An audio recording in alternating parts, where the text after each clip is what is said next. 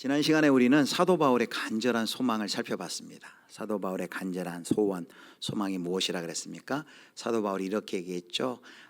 그리스도를 아는 지식이 가장 고상하다. 그러면서 자기는 그리스도를 알기를 원한다. 그래서 사도 바울의 간절한 소망은 그리스도를 아는 것이다 라고 말할 수 있습니다. 그리스도를 아는 것, 알아가는 것. 근데 그리스도를 아는 것이 뭐라 그랬어요? 지난주 우리가 배울 때 첫 번째는 부활의 권능을 깨닫는 것, 부활의 권능을 경험하는 것, 그리고 이어서 그리스도의 고난에 동참하여 그리스도의 죽음을 닮아가는 것이라고 했습니다. 한마디로 얘기하면 그리스도 예수와 함께 죽고 사는 연합의 삶, 그것이 그리스도를 아는 것이다 라고 할 수 있겠죠. 단순히 신학 지식, 정보 좀 아는 것, 그 정도가 아니라 그리스도와의 온전한 연합, 살고 죽는 것이라 할 수 있습니다. 그런데 이 둘 관계를 우리가 얘기했죠. 어떻게 부활의 권능과 능력을 경험하느냐? 그것은 반드시 그리스도의 고난에 동참하고 그의 죽으심을, 나는 날마다 죽노라라는 그의 죽으심을 닮아가는 사람이 그 부활의 권능을 현재적으로 경험할 수 있다라고 했습니다. 그리고 그 그리스도를 아는 지식의 마지막 최종 완성은 뭐예요? 바로 영광스러운 그날의 부활이다라고 살펴봤습니다. 이제 오늘 본문은 사도 바울이 구원받은 자신의 삶을 이제 바라보는 바울의 어떤 관점이 나옵니다. 여러분, 사도 바울은 구원에 있어서 확신했던 것이 있어요. 그게 빌립보서를 시작하면서 빌립보서 1장 6절에 이렇게 얘기합니다. 자, 1장 6절 우리 같이 읽겠습니다. 너희 안에서 착한 일을 시작하신 이가 그리스도 예수의 날까지 이루실 줄을 우리는 확신하노라. 착한 일, 선한 일, 이게 뭐예요? 하나님의 구원의 역사입니다. 우리 안에서 착한 일을 누가 시작했어요? 하나님이 우리 안에서 구원의 역사를 시작했어요. 이미 시작하셨어요. 그런데 마침내 완성할 것이다. 그리스도 예수의 날에 완성할 것이다. 과거와 미래, 이 구원에 대해서 이런 확신을 가지고 있었어요. 자, 그렇다면 이 확신이 있다면 이미 하나님께서 구원을 시작하셨습니다. 그리고 완성하실 것입니다라는 확신이 있다면 그 사람은, 구원받은 사람은 어떻게 살아야 될까요? 나는 이미 구원받았으니까 나는 어떻게 살아도, 죄 짓고 살아도 아무 상관없습니다 하고 마음대로 살아도 될까요? 그것은 구원받은 자의 태도가 아니겠죠. 그래서 구원받은 자로서 오늘 본문에 보면 사도 바울이 어떻게 살아가는지, 구원받은 자로서의 그 태도와 자세를 우리 가운데 보여줍니다. 오늘 본문을 통해서 저와 여러분도 구원받은 자잖아요. 이미 구원받았잖아요. 그리고 그 구원의 완성을 하나님께서 이루실 걸 믿잖아요. 그렇다면 현재 지금 우리는 어떻게 구원받은 자로서 살아갈지를 함께 살펴보려고 합니다. 사도 바울은 자신의 신앙의 여정을 경주에 비유합니다. 그래서 오늘 12절, 14절까지 보더라도 경주를 얘기해요. 자, 12절 보겠습니다. 다 읽지 않고 마지막에만 보면 뭐라고 얘기하면 내가 달려가노라 라고 말합니다. 14절도 보면 마찬가지예요. 14절도 달려가노라 라고 말하고 있습니다. 경주, 육상 경기는 사도 바울이 굉장히 즐겨서 사용했던 비유입니다. 자, 경주의 비유가 보여주는 것이 있어요. 경주의 비유, 목표가 있겠고 달려간다는 그 비유는 우리에게 이런 신앙의 구원의 여정 가운데 우리에게 보여주려는 것이 있습니다. 그것은 우리가 신앙의 여정 중에 어디에 와 있는가를 보여주는 것이에요. 12절을 다시 보면 사도 바울이 이렇게 얘기합니다. 내가 이미 얻었다 함도 아니요 온전히 이루었다 함도 아니라 라고 말합니다. 한마디로 지금 내가 경주 중이다. 결승점에 아직 이르지 못했다. 그래서 12절, 13절, 14절에 보면은 세번역 성경은 그게 잘 나와 있는데 내가 아직 경주 중이고 결승점에 이르지 못했다라는 것을 계속해서 3번씩이나 이야기합니다. 사도 바울이 이전에는 그렇게 생각하지 않았어요. 이전에는 자신의 예수 그리스도를 만나기 전에는 율법에 이르는 나를 당할 사람이 없다라면서 흠없는 자로 생각했어요. 그런데 예수님 만나고 자기 자신을 보고서는 자신에 대한 이해가 달라졌어요. 그리고 지난주 말씀처럼 그리스도의 고난에 동참하고 그리스도의 죽음을 본받아 그 부활의 권능을 경험하면서도 사도 바울은 이렇게 얘기 안 해요. 나는 온전히 지금 다 이루었습니다. 그리고 나는 완벽합니다. 이렇게 얘기하지 않습니다. 그 대신에 뭐라고 얘기해요? 나는 아직 도달하지 못했습니다. 나는 아직 경주 중입니다. 나는 아직 갈 길이 남아 있습니다 라고 말하는 것입니다. 그래서 여기 12절에 보면 이 표현이 굉장히 신학적으로 중요해요. 내가 이미 얻었다 함도 아니요 온전히 이루었다 함도 아니라. 이 온전히는 다른 말로 이제 아직이에요. 여기 이미와 아직이 들어있어요. 여러분 이렇게 설교 중에 가끔 이미와 아직에 대한 표현을 제가 했던 걸 들으신 기억이 있을 거예요. 우리 성도들을 구원에 있어서 얘기할 때 이렇게 얘기할 수 있습니다. 우리는 이미 그리스도 안에서 새 생명을 얻었어요. 이미 구원받은 자, 믿음으로 의롭다함을 입었어요. 이미 구원을 받았어요. 그런데 아직 구원의 완성에 이르지 않았어요. 그 종말의 구원, 완성될 구원을 우리는 아직도 기다리고 있는 자예요. 이미와 아직이라는 구조 속에 우리가 살고 있다는 것입니다. 바로 이것이 사도 바울이 이 경주라는 비유를 통해서 우리 가운데 가르쳐 보여주고 있는 것입니다. 한마디로 우리는 성화되고 있다라고 이야기하고 있는 것이에요. 또 12절에 이어서 그럼 이 경주가 어떻게 시작이 되었는지를 우리에게 보여줍니다. 12절 다시 보여주세요. 자, 12절 하반절에 이런 말씀이 있죠. 내가 이미 얻었다 함도 아니 온전히 이루었다 함도 아니라 라고 우리가 경주 신앙의 그 이미와 아직 성화의 과정 가운데 있다는 걸 얘기하면서 오직 내가 그리스도 예수께 잡힌 바 된 그것을 잡으려고 달려가노라 라고 말합니다. 여기 그리스도 예수께 잡힌 바 되었다라고 말해요. 그리고 잡힌 바 된 그것을 또 잡으려고 달려간다. 이 잡는다는 표현이 2번 나옵니다. 성도 여러분, 이건 이런 이야기를 사도 바울이 하고 있는 거예요. 나는 잡으려고 지금 달려가지만 사실 나는 이미 먼저 잡혔다라고 이야기해요. 나의 경주는 예수 그리스도께 잡혔기 때문에 시작이 되었다라고 말하고 있습니다. 사도 바울이 예수님의 대적자였어요. 예수님을 대적하였고 예수 믿는 사람들 다 잡아다 옥에다 끌어놓고 핍박하던 가장 앞장섰던 그 핍박의 우두머리였어요. 사도 바울이 예수 믿는 사람을 잡는 것은 예수님을 잡으려 했던 것이죠. 그러나 예수님을 잡으려고 사도 바울이 발버둥 쳤는데 정작 예수님께서 다메섹 도상에서 사도 바울에게 나타나 사도 바울을 붙잡습니다. 그리고 그렇게 붙잡아서 사도 바울이 이 경주가 시작이 되었다라는 거예요. 그런데 그 경주는 예수님께 붙잡힘으로 바울도 이전에 경주했는데 그 이전에 예수님 만나기 전에 경주했던 그 목표, 그 방향과는 완전히 다른 새로운 목표와 방향이 설정이 되었다는 거예요. 왜요? 예수님께 잡히니까 새로운 인생의 목표와 새로운 방향이 생겼다라는 거예요. 새로운 삶의 방향이 생겼어요. 그것을 사도 바울은 고린도후서 5장 15절에서 다음과 같이 말합니다. 자, 우리 5장 15절 우리 호산나 찬양대가 읽겠습니다. 그가 모든 사람을 대신하여 다시는 그들 자신을 위하여 살지 않고 그들을 대신하여 죽었다가 다시 살아나신 이를 위하여 살게 하려 함이라. 자, 15절 뭐라고 합니까? 그가 예수님이 모든 사람을 대신하여 죽으심은 살아있는 자들로 하여금 다시는 이제는 그들 자신을 위하여 사는 것이 아니라 오직 그들을 대신하여 죽었다가 다시 살아나시는 이인 예수님을 위하여 살게 하려 하심이라. 그리스도를 만나기 전 사도 바울 자기 의 때문에 자기를 위하여 살았어요. 그런데 이제 예수님을 만나고 예수님께 사로잡힌 후에는 인생의 목표가 뭐가 되어야 된다는 거예요? 이제는 그리스도를 위하여 사는 사람으로 그의 인생이 변화되었다는 거예요. 그래서 우리는 여기까지 이 경주를 시작한 사도 바울이 어떻게 경주를 시작해야 되었는지, 그리고 그 동기는 무엇인지를 우리가 알 수 있습니다. 이것이 첫 번째입니다. 우리 같이 읽겠습니다. 첫 번째 대지 같이 읽습니다. 경주의 시작과 동기, 그 다음 그리스도께 붙잡힌 인생은 새로운 목표를 향해 달린다. 그리스도께 붙잡힌 인생은 새로운 목표를 향해 달린다. 사랑하는 성도 여러분, 저와 여러분도 하나님께 붙잡힌 자인 줄 믿으시기를 축복합니다. 우리가 먼저 예수님을 잡은 사람이 없어요. 먼저 우리가 믿은 사람이 없어요. 우리가 처음에는 내가 믿은 것 같죠. 그러나 영안을 열고 보니 하나님이 나를 창세전부터 하셨네요. 나를 택하셨네요. 그리고 하나님의 때에 나에게 찾아오셨네요. 나를 붙잡으셨네요. 그리고 나에게 새로운 경주의 길을 시작해 하셨네요. 새로운 인생의 목적과 목표가 생겼습니다. 우리 모든 사람이 이 시간에 이 세대의 모든 현대인들이 다 경주를 해요. 무언가 목표가 있어요. 목표를 다 가지고 달려갑니다. 어떤 분은 CEO가 되는 것이 목표고, 어떤 분은 장성이 되는 것이 목표고, 어떤 분은 유명한 사람이 되는 것이 목표고, 사업에 성공하는 것이 목표고, 여러 가지 목표가 있습니다. 그걸 향해 열심히 달려갑니다. 그런데 예수 그리스도를 만난 사람은 이제 목표가 달라져야 된다는 거예요. 이렇게 얘기하면 또 앞에 있는 게 다 소용없습니다. 그 이혼론으로 빠질까 봐 늘 설교하며 걱정해요. 돈 벌고 높이 올라가고 명예, 이게 나쁜 게 아니라 문제는 그것은 수단이에요.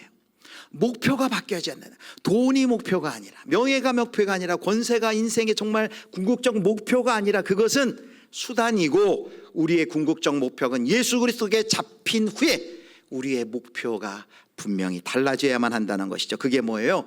그리스도를 위해 사는 것이다 라고 사도 바울이 말하고 있습니다. 자, 그렇다면 사도 바울이 예수님께 붙잡혀서 시작된 이 경주를 도대체 어떠한 자세와 태도로 진행하는지, 달려가는지를 두 번째 살펴보도록 하겠습니다. 경주의 자세를 살펴볼 건데요. 자, 첫 번째는 13절에 보면 뒤에 있는 것은 잊어버린다, 이런 표현이 있어요. 자, 13절, 형제들아 아직 내가 잡은 줄로 여기지 아니하고 오직 한 일, 즉 뒤에 있는 것은 잊어버리고. 성도 여러분, 달리기 선수들, 육상 선수들 달리는 거 많이 봤잖아요. 달리는 선수들 중에 막 이렇게 막 100m 선수가 중간에 나는 얼마쯤 왔나 하고 뒤돌아보면서 달리는 선수 봤습니까? 뒤돌아볼 겨를이 없죠. 0.001초로 승부가 결정이 나는데 앞을 보고 전력을 다하여 달리는 것이 경주입니다. 지금 그 이야기를 하고 있는 거예요.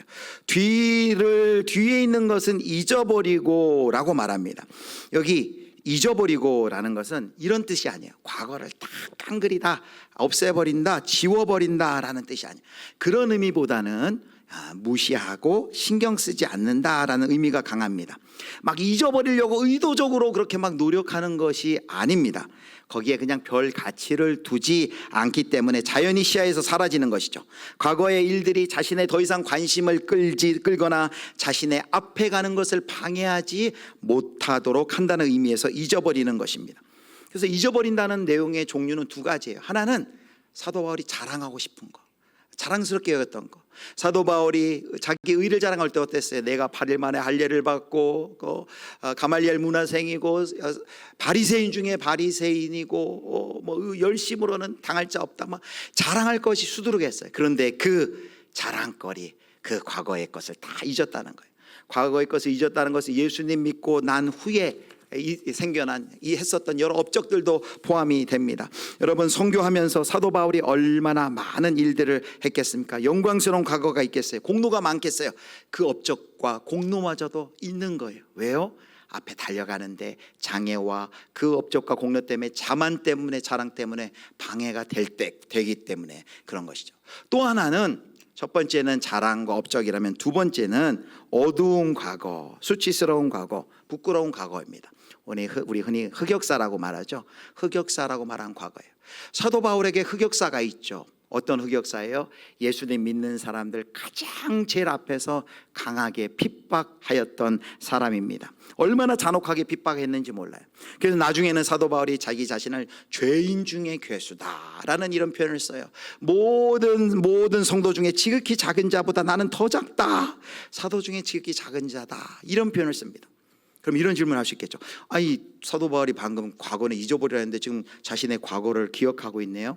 예, 아까 얘기했죠. 과거를 잊어버린다는 게 과거를 지워버린다는 것이 아니에요. 여기 그가 과거를 기억하지만 이 과거는 주 안에서 해결된 과거예요.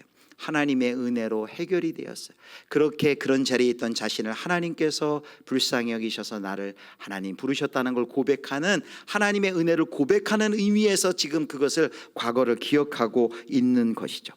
여러분, 우리에게 과거, 어두운 과거, 수치스러운 과거, 그리고 잊어버리고 싶은 과거가 있습니다. 그래서 여기 과거를 잊어버리고는 시제적으로 계속해서 그것을 잊어버린다라는 뜻이 거기 그 가운데 들어 있습니다. 과거를 잊기가 참 쉽지 않죠. 제가 이제 몇 주 전에 제가 군 복무했던 부대를 전역한 지 30년 만에 찾아가 봤어요. 그 근처는, 제가 포천에서 근무했는데 그 근처는 뭐 여러 가지 일들로 지나갈 기회가 있었어요. 또 거기 보면 고모리에 또 뭐 맛있는 뭐 생선집이 있더라고요. 그래서 거기 목장 모임할 때도 갔는데, 부대가 옆인데도 이렇게 뭐 왜 안 갔을까? 안 갔어요. 그런데 이번에 30년 만에 95년에 제대했으니까 2025년 정말 30년 만에 부대를 방문했어요. 위병소학까지 가서 딱 갔는데 깜짝 놀랐어요. 부대가 이전하고 없는 거예요. 그리고 다 이렇게 이렇게 철조망 쳐 있고 앞에 그 경고판 더 접근하지 말고 뭐 이런 것이 있는 거예요. 그래서 너무 아쉬웠죠. 내가 좀 더 일찍 왔어야 되는데. 그래도 아쉬워서 내려서 이렇게 앞에 문틈 사이로 이렇게 쳐다봤어요. 이렇게 보니까 위병소며 교회며 저기 CP며 제가 근무했던 뭐 이렇게 사무실에 보이더라고요. 근데 그 수풀이 그 잔디가 얼마쯤인지 모르는데 가득하고 이렇게 굉장히 폐허가 됐어요. 저 젊은 날 그 20대 초반 때잖아요. 그래 옛날 생각하면서 조금 더 일찍 왔으면 하는 그런 아쉬움을 가지고 사진을 한 장 찍고 왔어요. 원래는 거기 사진 찍으면 안 되거든요. 사진 찍지 말라는데 추억을 간직하려고 이 사진이 아닙니다. 좀 이따가 이 사진 아니고 조금 이따가 방송실이 좀 급했어요. 그런데 제가 이제 갔다 와서 이제 문제 내려주세요. 그 부대를 30년 만에 방문해서 와서 그런지 지난 이제 2주 전인가 수요일에 기도하는데 예배 마치고 기도하는데 갑자기 제 안에 한 가지 완전히 잊었던 기억이 생각이 났던 거예요. 그게 뭐냐면 제가 이때까지 태어나서 뺨을 2번을 맞아봤어요. 한 번은 5학년 때 초등학교 선생님한테 그때 맞았고 또 한 번이 군에 있을 때 제가 이제 하사관 부사관 하사로 들어갔는데 그 당시 우리 고참인 중사가 저를 뺨으로 이제 때렸어요. 그 기억이 나는 거예요. 근데 그 고참이 원망스러운 게 아니라 그 상황이 생각나는데 그 당시 왜 제가 뺨을 맞았냐면 그 병사 하나가 이제 하극상을 벌였어요. 근데 제가 그것을 제 또 다른 후배 하사가 있음에도 불구하고 그걸 제대로 그 자리에서 그걸 교정을 시켜주지 못했어요. 그래가지고 열받은 그 중사님이 달려와가지고 제 뺨을 이제 때렸던 거죠. 그 생각이 갑자기 나는 거예요. 그러면서 굉장히 그 억울하고 옛날 막 그 군대 맨 처음에 가가지고 나이가 어렸을 때 이렇게 하사로 가가지고 막 고생 좀 했거든요. 막 그 억울한 생각이 나면서 막 눈물이 나는 거예요. 막 눈물이 나고 그런 경험을 했어요. 여러분 우리의 삶 속에 이런 기억들이 있잖아요. 이런 기억들 인생을 따라 살면서 가면서 잊고 싶은 기억 또 지우고 싶은 기억 안 일어났으면 하는 기억 이런 것들이 있잖아요. 믿음의 길 달려가는데 유난히 내 발목을 붙잡고 해결되지 못한 어떤 기억들 여러분 있으시지 않습니까? 그런데 오늘 저는 이번 주간 말씀을 묵상하면서 설교 준비하면서 제가 큰 은혜를 받았어요. 뭐냐면 여기에 하나님의 은혜가 있구나. 뭡니까? 사도 바울이 지금 예수님께 붙잡혀서 새로운 목표를 향해 지금 달려가고 있어요. 달려가고 있는데 첫 번째로 그 자세가 뭐예요? 과거를 잊어버리고 라고 했어요. 여러분 과거를 잊어버린다라는 말은 우리가 잊어버릴 수 없죠. 이렇게 저처럼 생각이 나요. 우리가 어떻게 잊어버릴 수 있습니까? 주 안에서 십자가 안에서 이 문제가 해결될 때 진정으로 잊어버릴 수 있는 거죠. 그 사건을 하나님의 관점으로 다시 재해석하고 하나님의 은혜로 그것이 더 이상 상처가 되지 않도록 우리가 그걸 뭐 내적 치유라고 얘기도 하는데 그 문제가 해결돼야 돼요. 그런데 지금 하나님의 약속이 무엇이에요? 이제 그리스도 예수께 붙잡혀서 새로운 목표를 향하여 달려가는 그 경주자, 앞만 보고 달려가는 그 경주자에게는 그 과거의 어떤 아픔과 그리고 슬픔과 잊어버리고 싶은 흑역사 그 모든 것들도 그리스도 예수 안에서 치유되고 회복시켜 주겠다라는 하나님의 약속이 있는 줄 믿으시기를 축복합니다. 목표를 향해 달려가는 자에게 하나님이 주신 약속이라는 거예요. 성도 여러분, 사도 바울이 과거를 잊어버리고 달려갔어요. 또 하나 있어요. 그가 달려가는 두 번째 자세는 바로 이것입니다. 13절 다시 보세요. 13절 다시 보면 뒤에 있는 것은 잊어버리고 앞에 있는 것을 잡으려고 라고 말합니다. 여기 앞에 있는 것을 잡는다라고 표현하는데 이 잡으려고라는 동사가 표현하는 동작이 있어요. 이것이 바로 아까 사진에 나온 동작이에요. 여러분 육상 선수들 골인 지점에 들어갈 때 되게 어떻게 들어가요? 이렇게 들어가요?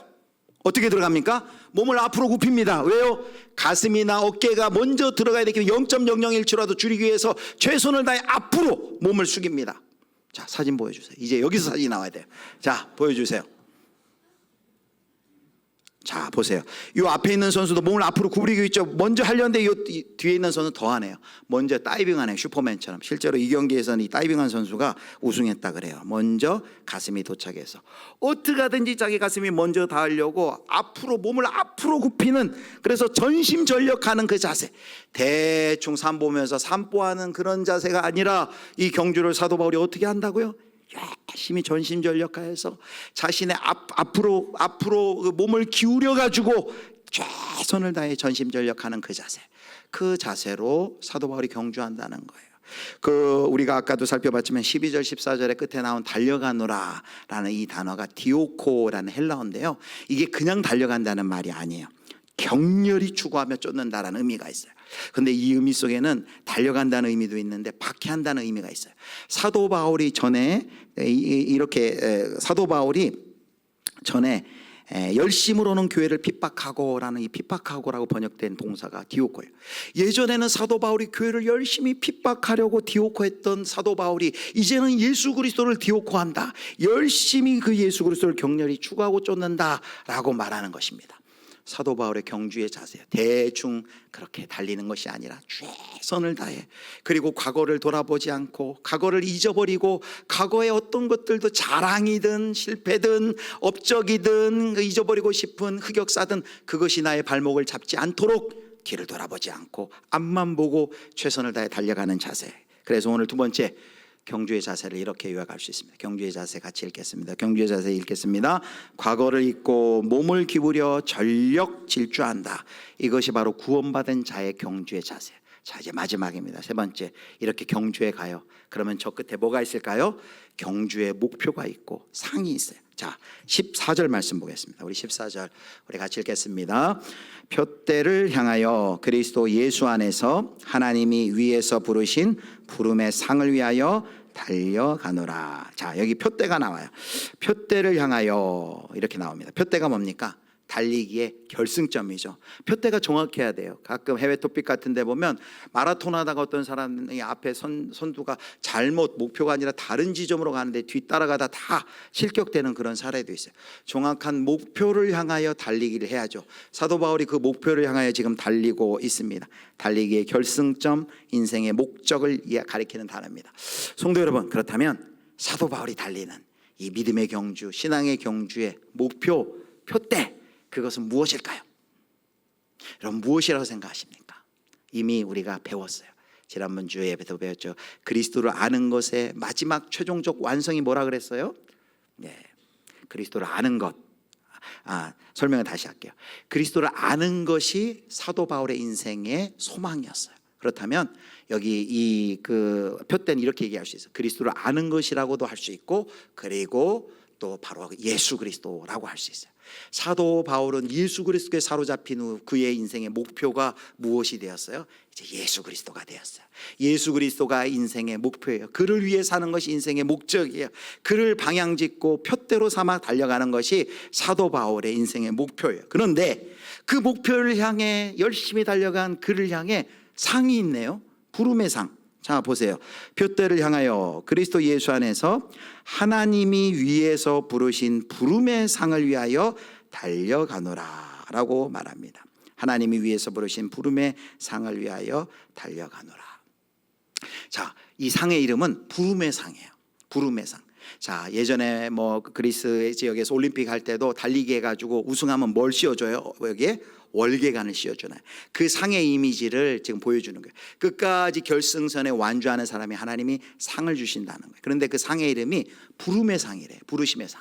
그래서 이 부름의 상이 뭐냐, 이제 학자들이 설명을 해요. 부름의 상은 우리가 이 인생의 믿음의 경주의 길을 완주하면 하나님께서 우리의 이름을 불러주신다는 거예요. 하나님께서 우리의 이름을, 그리고 우리 올림픽에서도 시상식 할 때 이름을 부르잖아요. 골드 메달리스트 황영조 하면 이렇게 세리머니 하면서 쓰잖아요. 그와 같이 우리도 경주를 마치면 이제 완전히 경주를 마치고 결승점에 도달할 때 하나님이 이름을 불러주신다는 거예요. 이거 상상해 보면 너무 감격스러워요. 김정일 하면 이제 하나님 앞에서 이제 그 결승점 도착한 우리가 이제 하나님 앞에서 천군천사의 박수를 받으며 도착하는 것이죠. 그런데 이게 참 은혜로운 해석인데 이 해석도 좋아요. 그런데 여기서 더 깊이 하나 더 생각할 게 있습니다. 왜 부름의 상이라고 했는지, 왜 부르심의 상이라고 했는지를 살펴봐야 돼요. 사도 바울 신학에 있어서 부르심은 굉장히 중요해요. 그래서 사도 바울은 오늘 말씀을 몇 가지 보겠는데 이 부르심을 강조합니다. 자, 갈라디아 1장 15절 말씀 같이 보겠습니다. 사도 바울이 다메섹 동상에서 그리스도를 만났는데 그 사건을 부르심이라고 표현합니다. 같이 읽습니다. 그러나 내 어머니의 태로부터 나를 택정하시고 그의 은혜로 나를 부르시니가. 아까는 붙잡혔다는 표현을 썼는데 사도 바울이 그의 은혜로 나를 부르셨습니다 라고 말합니다. 자, 데살로니가전서 5장 24절 말씀 같이 읽겠습니다. 데살로니가전서 5장 24절 말씀, 너희를 부르시는 이는 미쁘시니 그가 또한 이루시리라. 여기도 나오죠. 너희를 부르시는 이는, 미쁘신 이는 신뢰할 만하니 라는 뜻입니다. 그가 또한 이루시리라. 그 다음에 고린도전서 1장 9절 말씀을 보도록 하겠습니다. 고린도전서 1장 9절 같이 읽습니다. 너희를 불러 그의 아들 예수 그리스도 우리 주와 더불어 교제하게 하시는 하나님은 미쁘시도다. 너희를 불러, 여기도 불러가 나오죠.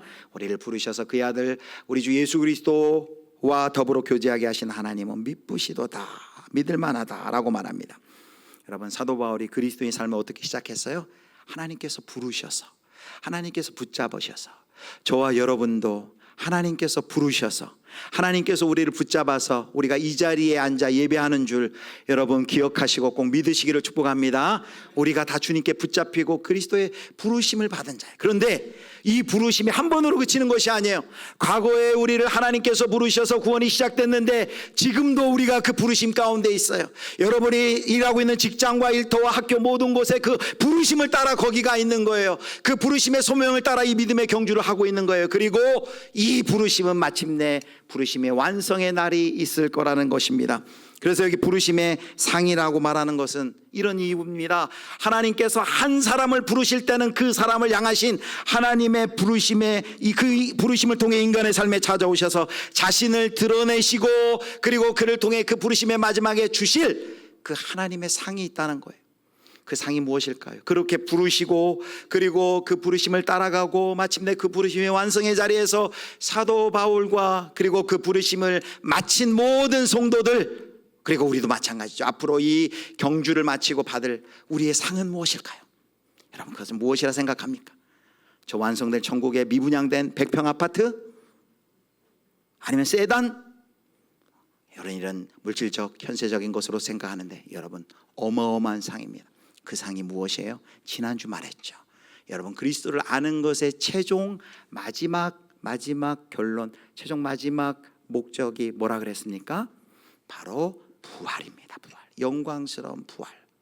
우리가 영광스럽게 부활하여서 그리스도 예수 앞에, 하나님 앞에 서는 것, 바로 이것이 바로 부름의 상이라는 것. 예수님과 완전하게 그때 연합하고 더 이상 우리가 죄를 질래야 이제 죄를 질 수 없는 상태, 영화로운 몸을 덧입는 완전한 부활의 몸, 완벽한 부활의 몸, 영화로운 부활의 몸, 그 부활이 바로 그리스도의 부르심의 상이다라는 것이죠. 사랑하는 성도 여러분, 바울이 분명히 얘기해요. 이 경주에 상이 있다 얘기해요. 그런데 이 상은 세상에서 말하는 상하고 달라요. 이 세상은 경쟁에서 1등을 해야지만 상을 줘요. 그런데 이 상은 다 1등하지 않아도 돼요.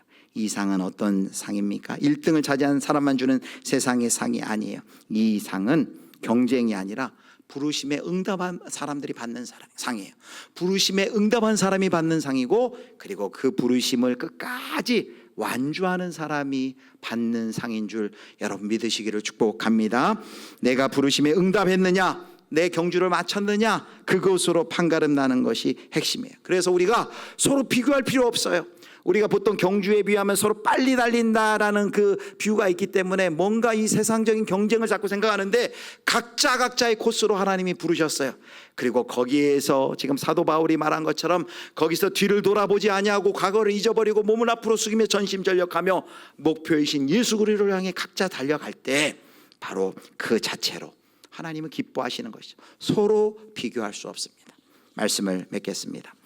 오늘 한 가지 질문을 더 하기를 원해요. 자, 사도 바울이 왜 이 비유를 빌립보 교회 성도들에게 했느냐라는 것입니다. 왜 했을까요? 그것은 우리가 이렇게 반대로 생각해 볼 수 있습니다. 빌립보 교회 사도 바울은 나도 부활의 권능을 동참하고 그리스도의 고난에 동참하여 그리스도의 죽으심을 본받아 부활의 권능에 동참하는 자지만 나도 아직 완전에 이르지 못하였다. 나도 아직 과정 중에 있다. 난 다 이루지 못하였다라고 말해요. 그런데 빌립보 교회 성도들 중에는 마치 자신이 무언가를 다 이룬 것 마냥 생각하고 있는 사람이 있다라는 것입니다. 자신들이 정해놓은 어떤 목적, 세상이 정해놓은 목적은 자기가 이뤘다고 얘기할 수 있겠죠. 예를 들어 돈을, 자신의 목적이 돈을 뭐 몇십억을 버는 것이 목적인 사람은 나는 다 이루었다라고 말할 수 있겠죠. 높은 자리에 올라갈 원하는 사람은 나는 목적을 이루었다라고 이야기할 수 있겠죠. 그런 사람은 이제 더 이상 예수 믿어도 예수님은 목적이 아니라 뭐가 돼요? 수단이 됩니다. 예수님이 수단이 된 사람은 더 이상 경주할 필요가 없겠죠. 그러나 사도 바울은 나의 목표는 예수 그리스도시고 나는 아직 거기에 도달하지 못했기에 지금도 나는 달려가고 있다라고 말합니다. 사랑하는 성도 여러분, 그래서 우리가 오늘 정말 우리가 무엇을 위해 정말 나는 달려가고 있는가? 나의 경주의 목표는 무엇인가? 나의 경주의 목표가 정말 예수 그리스도이신가? 우리가 물어봐야만 합니다. 돈, 권, 세명이 나쁜 게 아니라 그랬어요. 그게 필요 없다가 아니라 그게 목표는 될 수 없다는 거예요. 궁극적인 우리의 목표. 달려가는 길에 달려가는 길에 목이 말라서 물 한 잔 마시는 거일 수 있어요. 그건 수단이죠. 그 수단을 통해 우리가 더 목표에 더 잘 도달하고, 그리고 그리스도가 사신 그 삶의 방식으로 살아가는 것을 돕는 그 수단인데, 혹시 우리는 그 수단이 목표인 것만 착각하고, 그리고 이미 나는 다 이루었다라고 아무런 그리스도를 향한 경주를 지금 하지 않고 있는 것은 혹시 아닙니까? 우리가 오늘 본문 말씀을 통해 우리의 경주의 목표는 무엇인지를 다시금 생각해 봐야 할 것입니다. 그리고 바울처럼 몸을 앞으로 내밀면서 전심전력해야 할 것입니다. 오늘 사도 바울이 우리가 어떤 구원의 여정이 어디에 있는가를 보면서 우리가 경주를 어떻게 해야 되는지를 알려줬습니다. 세 가지 정리해 보도록 하겠습니다. 첫 번째, 경주의 시작과 동기는 어떻게 해요? 그리스도께 붙잡힌 인생은 새로운 목표를 향해 달린다. 이제 우리는 그리스도의 부르심을 받고 붙잡혔기 때문에 목표가 달라졌어요. 경주가 차원이 달라졌어요.